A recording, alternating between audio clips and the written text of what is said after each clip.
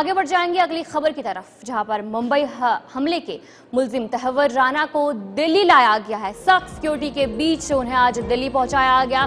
दिल्ली हवाई अड्डे पर जो तैयारा है वो लैंड हुआ और हवाई अड्डे से लेकर पटियाला हाउस कोर्ट तक सख्त पहरा देखने को मिला। और एनआईए की तरफ से भी अब जो मजीद तहकीकात है, जो गिरफ्तारी का अमल है, वो भी उनकी तरफ से किया जा रहा है। तहव्वुर राना उन्हें आज दिल्ली पहुंचाया गया, सख्त सिक्योरिटी के बीच में उन्हें दिल्ली पहुंचाया गया।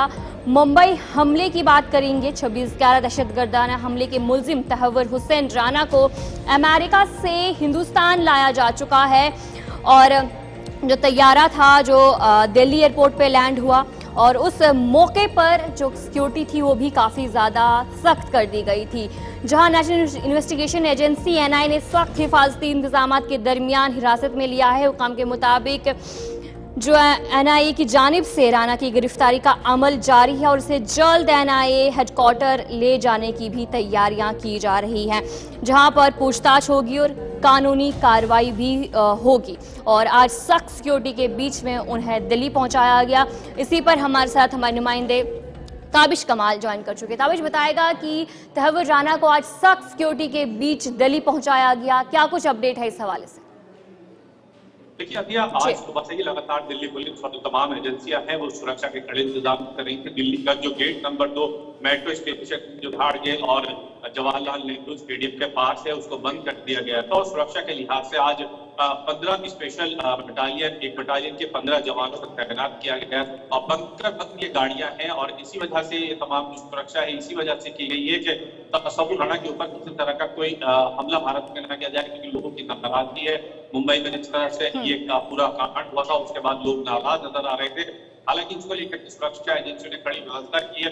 वहीं दूसरी तरफ चूंकि पालम एयरपोर्ट से बाहर लेने के बाद सीधे जो एनआईए हेडक्वार्टर और मेडिकल जांच की जाएगी। देखिए एजेंसियों की कोशिश ये रहेगी कि जिस तरह से तसव्वुर राना ने मुंबई में जिस तरह से बड़ा ब्लास्ट हुआ उसमें मास्टरमाइंड रहा, ये मुंबई के अंदर मौजूद रहा, दूर तक वहां पर इसने हेडली के संपर्क में रहेगी और पूरी जो एक मिशन था उस मिशन की तरह इसने कंप्लीट किया।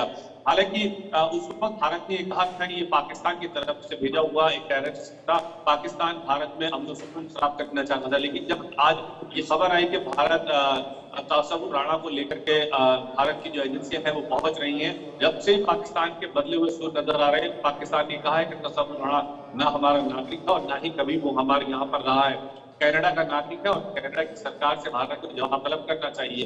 लेकिन चूंकि भारतीय जो एजेंसियां हैं जिन्होंने बहुत मजबूती के साथ अमेरिका में केस लड़ा और भारत प्रत्यार्पण कराने में बहुत सफल रहा है, तो कहीं ना कहीं इसका फायदा रहेगा। और अब इंडियन एजेंसियां ये पता लगाने की कोशिश करेंगी कि तसव्वुर राना के कितने और जो स्लीपर सेल। अच्छा काशिफ बताएगा कि जहां पर काफी ऐसे इन पर इल्जामात भी लगाए जा रहे हैं, कई ऐसे केसेस भी इन पर दर्ज किए गए हैं और अब जब हिंदुस्तान इन्हें पहुंचाया गया है तो आगे किस तरीके से कार्रवाई होगी? एनआईए की तरफ से क्या कुछ कदम लिया जाएगा?